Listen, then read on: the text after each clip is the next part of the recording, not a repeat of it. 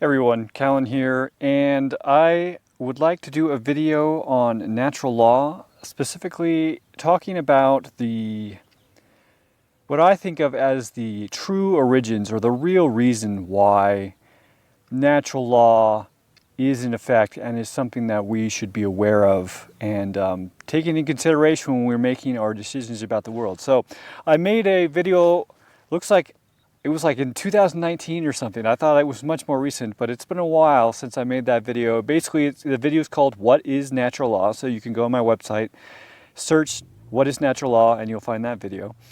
But basically in that, I explain what natural law is, which I suppose I should do here, and then kind of the three main ways that it takes effect. But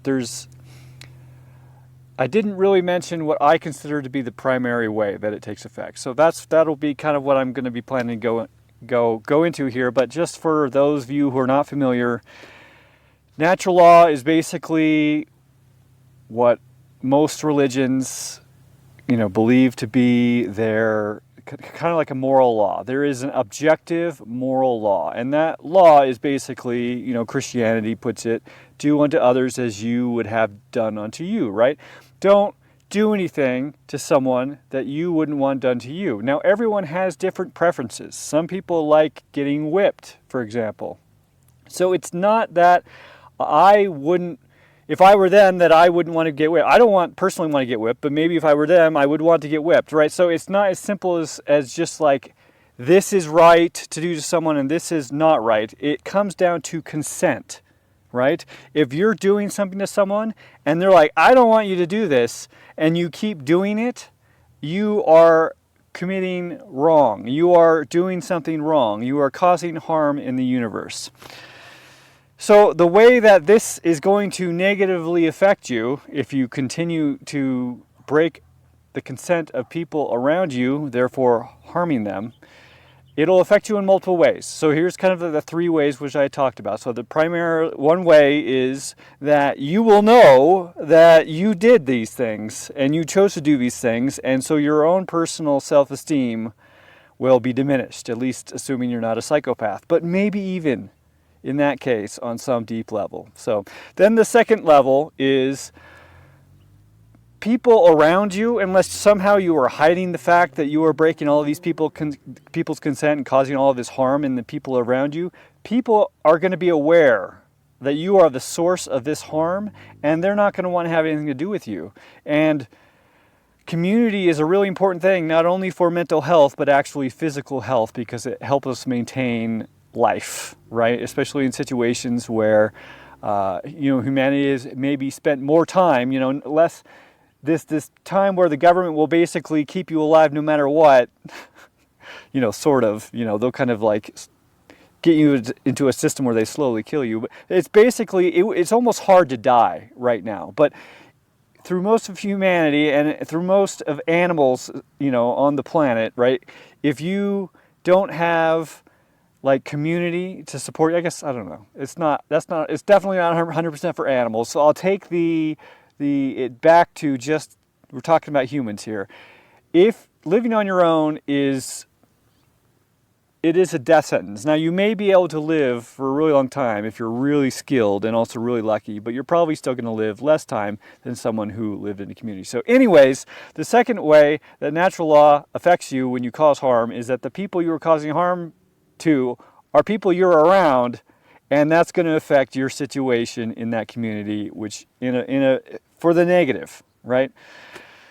Okay, so the third way is basically, there's the Hermetic principles, right? They're just ancient truths, and these include the laws of polarity, the laws of gender, the laws of rhythm, but basically the general idea is what you put out into the universe is going to come back to you, and it's going to come back in a way which is not specifically through you knowing you're a piece of shit or through your community knowing you're a piece of shit, but it's through the universe knowing that you're a piece of shit. And the universe's job is to show you what it looks like when you harm other people in a way to help you learn why you shouldn't do that. So that will happen in this life, and I think that it will happen in your future lives. And I think that, basically for me, there's no doubt that we continue to exist after these present lives, which we think are so important.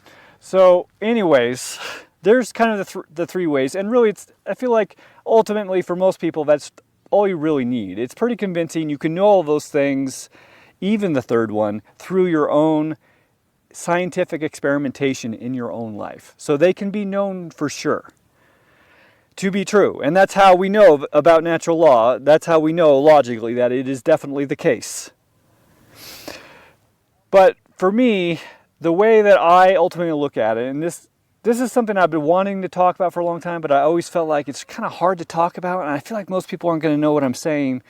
And I could probably think of a really good way to say it, which people would understand, but I still don't feel confident that I'm to that point yet. So I'm just going to make an attempt here. Maybe in the future I'll have a really good, or maybe this will be the best ever. I don't know. Let's see what happens. Anyways, basically I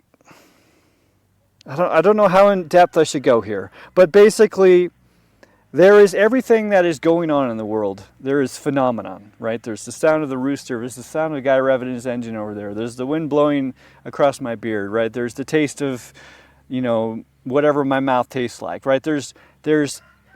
And sensation is not specific to human bodies. It's not even specific to like animal bodies. Like sensation is an aspect of the universe, a fundamental aspect. Phenomenon, anything happening, a thought, anything, that is something which is innate to the universe. The universe does that. And you kind of get to this point philosophically where you go, okay, so there's all this phenomenon going on, and you have the question in your mind, what am I, or who am I, right? And which question is really the appropriate question is also a question. So you eventually, when trying to answer these questions, you come to the point where you're like, okay, well, definitely phenomenon is a thing. There's absolutely zero doubt that there is phenomenon, right?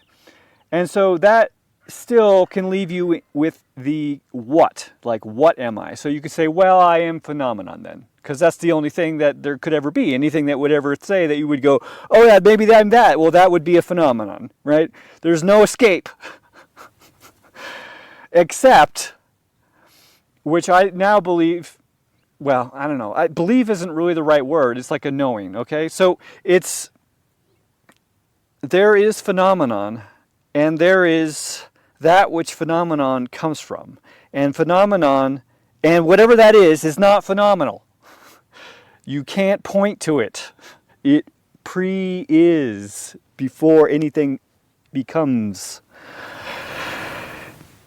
That's where all intelligence and beauty and everything comes from.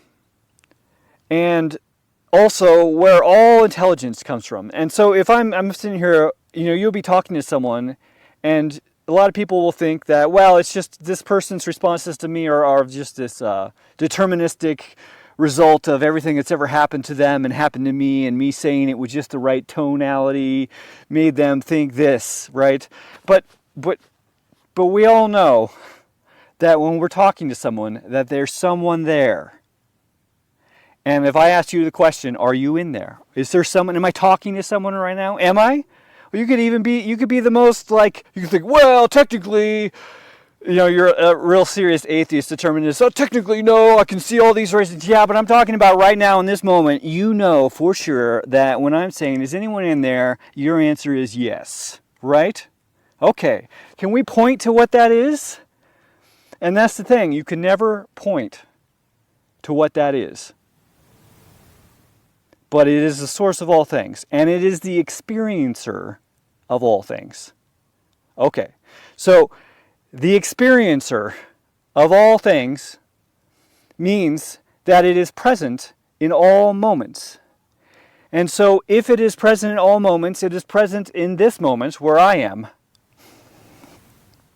And if there is any who about me, that's what the who is. Right? That self, which we all feel. So that self if I'm distilling it to the simplest form and kind of noticing that, well, my personality currently and, you know, my body type and all this stuff is phenomenal, right? And it's specific to this instance of what I am. But ultimately, what I am is, or rather, what is me? That's really confusing. But basically, the prime being of the universe is who I am. Now, I am not saying I, Cahlen, am the prime being, but the prime being is me and is you. You are not the prime being, but the prime being is you. So basically, it all comes back to whatever happens to anybody, anywhere, anything, is happening to fundamentally what I am. So if I punch someone in the face, there's going to be a place in the universe where I experience my fist hitting their face. But there's also a place in the universe where I am experiencing a fist hitting me in the face. Right? So that, for me, is the real reason for natural law. Because when I hurt someone, I am literally and directly and instantaneously harming myself. So, anyways, that's how I think about it. I think it's, I don't know. My sense is it's kind of a hard thing for people to wrap their minds around. But I guess I don't really talk to people about this stuff very much. So maybe a lot of people are like, yeah, that makes sense to me too. So anyways, I'd be curious to know if that makes sense to anyone. I hope it's not too out there. But basically, I talk a lot about natural law. The first three reasons I mentioned, you can know it scientifically. And the final one, I would still say you can know it scientifically, but you kind of have to use philosophical means to get there, right? Not so much experimentation. So, anyways, that's basically what the heart of natural law is, as far as I'm concerned. So, thanks for watching, and I'll see you guys later. Thanks for watching. If you like this video, please consider sharing it. If you'd like to help me out in a more substantial way, you can learn how to do so at cahlen.org/gift. And if you'd like to have a one-on-one conversation with me, whether publicly or privately, you can learn how to do so at cahlen.org/one-on-one. Thanks again for watching.